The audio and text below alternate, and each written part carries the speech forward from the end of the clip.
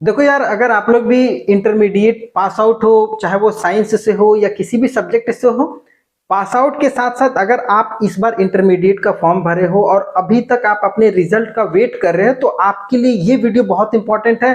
Pass out के लिए तो इंपॉर्टेंट है ही। ये वीडियो है एसएससी सीएचएसएल का नोटिफिकेशन। कुछ दिनों पहले शॉर्ट नोटिफिकेशन जारी किया गया था और फाइनली एसएससी सीएचएसएल का पूरा नोटिफिकेशन जारी कर दिया गया है। और इसमें इस बार कितनी भर्ती निकल करके आई है, टोटल कब से कब तक का फॉर्म भरना है, फॉर्म भरने का क्या डेट है, क्या इस बार एज में चेंज किया गया है, वो सब सारी चीजें, एजुकेशन किस पद के लिए कौन सा आपको एजुकेशन चाहिए वो बहुत इंपॉर्टेंट है। भारत सरकार के किस डिपार्टमेंट में अगर आप जाना चाहते हैं तो क्या एजुकेशन चाहिए, वो सब सारी चीजें इस पूरे वीडियो में हम लोग हिंदी में डिस्कस करेंगे। और सबसे इंपॉर्टेंट है, पिछला जो कट ऑफ था, इसलिए कि टायर 1 और टायर 2 दो एग्जाम होता है एसएससी सीएचएसएल में।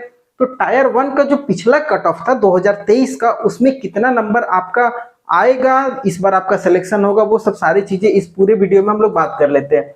तो ये वीडियो शुरू करते हैं। भर्ती कहाँ से निकाली गई है? एसएससी जिनको नहीं मालूम है, अगर मान लीजिए आप पहली बार फॉर्म भर रहे हैं, तो एसएससी स्टाफ सिलेक्शन कमीशन है, जो कि भारत सरकार की एक संस्था है जो बहुत सारे डिपार्टमेंट में भारत सरकार के रिक्रूटमेंट करवाती है। इसके थ्रू अगर आप, इसकी बहुत सारी भर्तियां निकलते रहती है, जिसमें अगर आप इस एग्जाम को क्वालिफाई कर जाते हो, जो भी भर्तियां जिस लेवल की आती है, तो उसमें जो डिपार्टमेंट रिलेटेड होता है उस डिपार्टमेंट में आपको जॉब लग जाती है। तो अभी ये जो भर्ती एसएससी है वो सीएचएसएल का निकाली है। सीएचएसएल मतलब combined higher secondary level examination होता है, जिसका फुल फॉर्म है। और ये इंटरमीडिएट बेस पे एग्जाम लिया जाता है। जो भी इंटरमीडिएट कैंडिडेट है वो आवेदन करते हैं।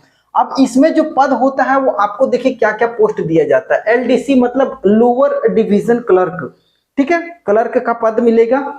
उसके बाद डीईओ मतलब डाटा एंट्री ऑपरेटर, जो कंप्यूटर पे बैठ करके डाटा वगैरह एंट्री करते हैं, उनका पद मिलेगा। और एक है जेएसए जूनियर सेक्रेटरिएट असिस्टेंट, मतलब सेक्रेटरिएट में आपको असिस्टेंट का पद मिलेगा, सहायक का, वो सब सारे पद मिलते हैं। और ये जो भर्ती है ना, ये ग्रुप सी का पद होता है, मतलब आप भारत सरकार के डिपार्टमेंट में ग्रुप सी लेवल का पद आपको मिलेगा। और इंटरमीडिएट स्तर पर इतनी अच्छी भर्तियां नहीं आती हैं, ये आपको पता होना चाहिए, ठीक है। आगे अगर टोटल सीट की बात करेंगे तो 3712 सीट है। ये टेंटेटिव है, आगे बढ़ेगी, मतलब बढ़ेगी ही बढ़ेगी। और ये मेरे हिसाब से टोटल भर्ती 5000 जाने वाली है, जो कि आपको मैंने बता दिया है। और आप इस भर्ती के लिए तैयार रहिएगा। और ये भर्ती जो होती है वो ऑल इंडिया बेसिस पे होती है, मतलब पूरे भारत के कैंडिडेट आवेदन करते हैं, प्लस लड़के और लड़कियां दोनों कर सकते हैं। फॉर्म जो है वो 8 अप्रैल को जारी कर दिया गया है। इसी दिन से नोटिफिकेशन भी इसी दिन को आया है, और फॉर्म भी आप इसी दिन से भर सकते हैं, 8 अप्रैल से। लास्ट डेट है 7 मई। 7 मई तक फॉर्म को भर लेना है, 1 महीने का समय है, ठीक है। और अगर फी पेमेंट की बात करेंगे, देखिए रजिस्ट्रेशन का लास्ट डेट है 7 मई, और रजिस्ट्रेशन अगर आपने कर लिया है तो फी पेमेंट अगर आपका बच रहा है तो आप 8 मई तक फी पेमेंट भी कर लीजिएगा, ठीक है। ये बात होगी बेसिक। अब अगर मान लीजिए फॉर्म आपने भर दिया ऑनलाइन के माध्यम से, वैसे गड़बड़ी तो नहीं कीजिएगा। अगर बाई चांस गड़बड़ी हो जाती है तो गड़बड़ी के सुधार के लिए भी समय है, 11 तारीख तक। आप 11 तारीख से आप फॉर्म को करेक्शन भी कर सकते हैं, ठीक है। तो ये सब सारी चीजें इंपॉर्टेंट डेट है, इसको ध्यान में रखिएगा। और एग्जाम की बात करेंगे तो जो टायर 1 का एग्जाम होगा वो जून या जुलाई, मतलब 25-26 जून से आपका एग्जाम हो जाएगा, ठीक है। तो कितना अच्छा रिक्रूटमेंट है। अप्रैल में फॉर्म भरा रहा है, मई तक फॉर्म भराएगा, उसके बाद मई जून में आपका एग्जाम हो जाएगा। तो बस आराम से तैयारी कीजिए। और अगर फॉर्म भरना है तो आपको सत्यारिजल्ट.com पे चले जाइए। वहां पर आपको फॉर्म का नोटिफिकेशन प्लस आप आवेदन का लिंक वगैरह सब कुछ मिल जाएगा। नीचे डिस्क्रिप्शन में लिंक दिया हुआ है, या फिर मेरे टेलीग्राम चैनल से अगर नहीं जुड़े होंगे तो उसका भी नीचे डिस्क्रिप्शन में लिंक है, वहां से जाइए, फटाफट जुड़ जाइए।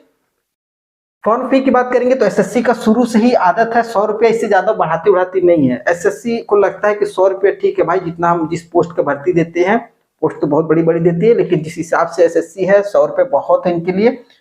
फीमेल और एससी एसटी कैंडिडेट जो भी है उनके लिए फ्री है। तो लड़कियां आप फ्री हैं तो आवेदन कर लीजिए। और बहुत सारे लोग होते हैं फॉर्म फी को देख करके फॉर्म नहीं भरते, तो एसएससी भी ये टेंशन नहीं होता, आराम से फॉर्म भरिए, कोई दिक्कत नहीं है।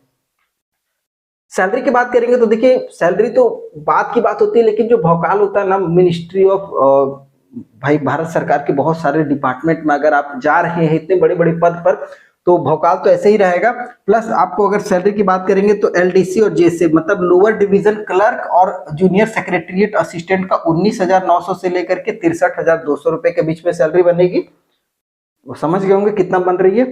डाटा एंट्री ऑपरेटर की बात करेंगे तो 25,500 से लेकर के 81,000 तक की सैलरी बनेगी। 81,000 है, गलती से एक सुनना छूट गया था। तो ये आप समझ गए होंगे सैलरी की बात। एज की बात करते हैं जो कि बहुत इंपॉर्टेंट फैक्टर है। अब यहाँ से आपको एलिजिबिलिटी के बारे में पता लगे कि आप एलिजिबल हैं या नहीं है, वो बहुत इंपॉर्टेंट है, ध्यान से देखिएगा। अगर आपका डेट ऑफ बर्थ 2/8/1997 मतलब 2 अगस्त 1997 से लेकर के 1 अगस्त 2006 के बीच में अगर आपका डेट ऑफ बर्थ आता है, या फिर ये दोनों डेट भी है जिनका ये दोनों डेट ऑफ बर्थ होगा, वो सभी आवेदन कर सकते हैं। बेसिकली अगर मैं डेट ऑफ एज की बात करूंगा तो 18 से 27 साल के कोई भी कैंडिडेट आवेदन कर सकते हैं। अब अगर एज कट ऑफ की बात करेंगे तो 18 साल कब पूरा हो जाना चाहिए, तो अगर आपका एज 1 अगस्त 2024 को 18 साल कंप्लीट हो जा रहा है तो आप इस फॉर्म को भर सकते हैं। मतलब आगे अगस्त में आने वाला जो समय है उस समय तक अगर आपका 18 साल हो जाएगा तो आप फॉर्म को भर सकते हैं। अब जो इंटरमीडिएट में इस बार कैंडिडेट जो एग्जाम दिए हुए हैं, देखिए नॉर्मली 15-16 में आप एग्जाम दे ही देते हैं मैट्रिक का, और 2 साल इंटरमीडिएट होता है तो 18 साल हो जाएगा हमें जहां तक लगता है। जिनका नहीं होता है वो अगली बार की फिर से तैयारी कीजिएगा, लेकिन फालतू का फॉर्म मत भरिएगा, ठीक है। ये बहुत इंपॉर्टेंट है। एजुकेशन की बात करेंगे और एक चीज और छूट रहा है, एज में आपको छूट की मैं बात करूंगा तो SC/ST कैंडिडेट को 5 साल की छूट मिल रही है। मतलब SC/ST वाले जो उम्र है 32 साल तक इस फॉर्म को भर सकते हैं, जबकि OBC नॉन क्रीमी लेयर में है जो उनके लिए 3 साल की एज में छूट है, मतलब वो 30 साल तक फॉर्म को भर सकते हैं। समझ में आ गया होगा। मिनिमम तो सबके लिए यही रहेगा, 18 से ऊपर ही होना चाहिए भाई जॉब करने के लिए। एजुकेशन की बात करेंगे तो 1 अगस्त 2024 तक अगर आपका रिजल्ट आ जाता है, अगस्त में अगर अगस्त से पहले आप अपेयरिंग कैंडिडेट है, अगर आपका अगस्त तक रिजल्ट आ जाता है तो आप इस फॉर्म को भर लीजिएगा। अगर जिनका अगस्त के बाद रिजल्ट आता है तो वो नहीं भर पाइएगा, ठीक है। आगे देख लीजिए किसके लिए क्या मांगा गया। जैसे डाटा एंट्री ऑपरेटर की बात करते हैं, ठीक है, DEO देखिए 2 तरीके का डिपार्टमेंट में भर्तियां होने वाली है। तो एक जो है सबसे इंपॉर्टेंट है मिनिस्ट्री ऑफ कंज्यूमर अफेयर्स में, या फिर फूड डिपार्टमेंट में, या public distribution and ministry of culture department में अगर आप जाना चाहते हैं। स्पेसिफिकली डाटा एंट्री ऑपरेटर का जो पद है ना, इस डिपार्टमेंट के लिए अलग से रखा गया है। इसमें आपका 12th के साथ साथ, और 12th में आपका साइंस सब्जेक्ट होना चाहिए प्लस मैथ, 12th साइंस होना चाहिए प्लस मैथ एक सब्जेक्ट होना चाहिए। समझ में आ गया होगा। डाटा एंट्री ऑपरेटर का अगर इस डिपार्टमेंट में से आप किसी में भी जाना चाहते हैं तो उसके लिए आपका 12th जरूरी है। 12th मान लीजिए 12th में भर्ती है, 12th आपका साइंस से होना चाहिए प्लस मैथ आपका एक सब्जेक्ट होना चाहिए इंटरमीडिएट में। और अगर आप LDC जैसे data entry operator, normally data entry operator मतलब इस डिपार्टमेंट को छोड़ करके और भी बहुत सारे डिपार्टमेंट में डाटा एंट्री ऑपरेटर की भर्ती होने वाली है, तो आप उसके लिए जूनियर सेक्रेटरीट असिस्टेंट और LDC के लिए 12 पास होना चाहिए। वो किसी भी सब्जेक्ट से हो, चाहे साइंस हो, कॉमर्स हो, आर्ट्स हो, सभी को एलिजिबल है, आवेदन कर सकता है, ठीक है। लेकिन अगर इस डिपार्टमेंट में जाना है तो आपको 12 साइंस होना चाहिए। साइंस में मैथ सब्जेक्ट जरूरी है। तो ये बेसिक हो गया एजुकेशन की बात। एज की बात समझ में आ गई होगी। इसके अलावा में नहीं लगता कोई कंफ्यूजन होगा। मे भी कंफ्यूजन है तो कमेंट कर लीजिएगा, पूछ लीजिएगा, मैं बता दूंगा, ठीक है। अब बात करते हैं सिलेक्शन प्रोसेस। ये बहुत इंपॉर्टेंट है। सिलेक्शन प्रोसेस बताया गया है CBT होगा, मतलब कंप्यूटर बेस्ड एग्जामिनेशन होगा, जिसमें MCQ ऑब्जेक्टिव टाइप से पेपर होता है, ठीक है। उसके बाद अगर आप CBT को पास कर जाते हैं तो स्किल होता है, स्किल या टाइपिंग टेस्ट हो जाता है, ठीक है। स्किल मतलब आप पैराग्राफ वगैरह, टाइपिंग वगैरह, या फिर कंप्यूटर ऑपरेटर है, LDC वगैरह का वर्क, डाटा एंट्री ऑपरेटर का, सब जो काम है उससे रिलेटेड आपका स्किल हो जाएगा। टाइपिंग का भी थोड़ा मोड़ा ले लिया जाएगा जो टाइपिंग में जाएंगे। अब इंपॉर्टेंट होता है CBT। पहले देखिए कि एक स्टेप आपको क्वालिफाई करना है, तभी जाकर के आप इस पोस्ट को पा पाइएगा। तो CBT बहुत इंपॉर्टेंट है। अगर इसको पास कर लीजिएगा तो आराम से जॉब हो जाएगा। CBT जो बोला गया है वो टायर 1 और टायर 2 ये 2 तरीके का पेपर होने वाला है। अब देखिए टायर 1 और टायर 2, जब टायर 1 आप क्वालिफाई कर जाइएगा तो फिर कुछ दिनों के बाद फिर टायर 2 होता है, दोनों एक साथ नहीं होता है, ठीक है। जब तक आप टायर 1 का रिजल्ट नहीं आएगा तब तक टायर 2 का एग्जाम नहीं होता है, ठीक है।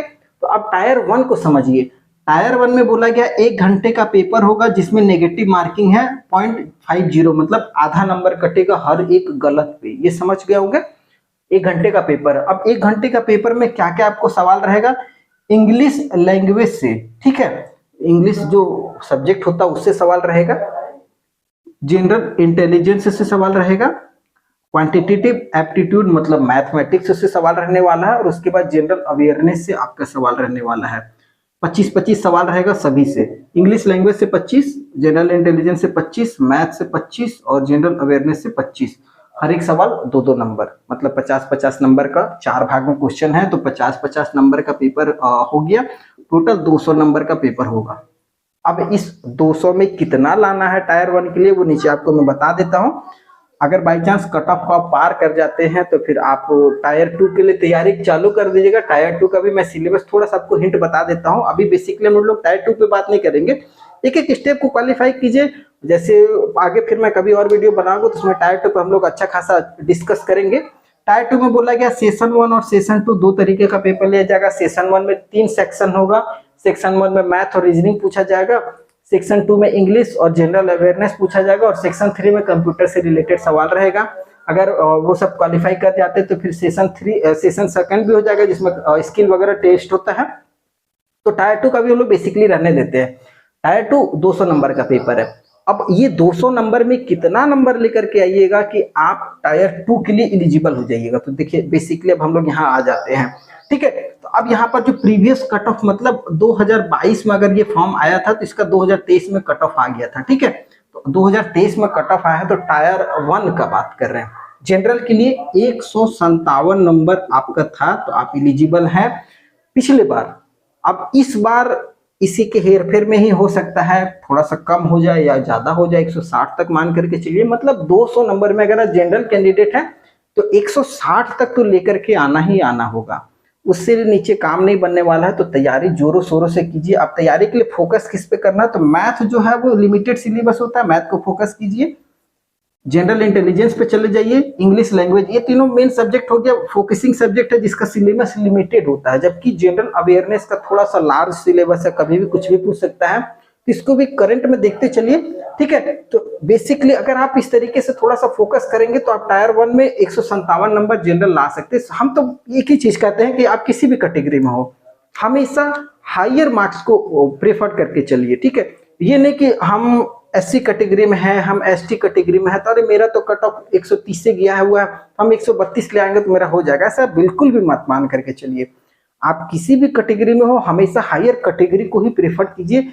जब तक आप उस कैटेगरी तक उतना मार्क्स के लिए तैयारी नहीं कीजिएगा तब तक बहुत मुश्किल होती है। आप 132 के लिए तैयारी कीजिएगा तो क्या पता 110 में आप रुक जाएंगे। तो ये बहुत इंपॉर्टेंट है, ठीक है। अब जनरल के लिए मान लीजिए 157 है, एससी के लिए 100 शायद 150 गया हुआ है, एसटी के लिए 149 गया हुआ है, ईडब्ल्यूएस के लिए भी अच्छा खासा कट ऑफ गया हुआ था, 150 के ऊपर ही था, ओबीसी के लिए 153 है, ठीक है। ईएसएम के लिए थोड़ा सा कम है, देख लीजिएगा 90-90 के लगभग में है, ठीक है। जो एक्स सर्विसमैन वगैरह होते हैं, ये बेसिक कट ऑफ है टायर 1 का। इससे कम लाने का कोशिश मत कीजिए, इससे ज्यादा की तैयारी करके चलिए, क्योंकि पोस्ट बहुत बड़ी है और 12 ऐसी भर्तियां नहीं आती है। इसके अलावा अगर मन में कोई कंफ्यूजन हो फॉर्म भरने को लेकर के, कैसे फॉर्म भरना है, कैसे रजिस्ट्रेशन करना है, तो उसका आप हमें कमेंट कर सकते हैं, मैं पूरी सहायता करूंगा आपको फॉर्म भरने को भी लेकर के। आप satyaresult.com पे चले जाइएगा, उसका लिंक नीचे डिस्क्रिप्शन में है। वीडियो पसंद आया हो तो चैनल को सब्सक्राइब करके रख लीजिएगा, फिर आगे और भी वीडियो आने वाला है ना, उसके लिए जरूरी है। तब तक के लिए जय हिंद।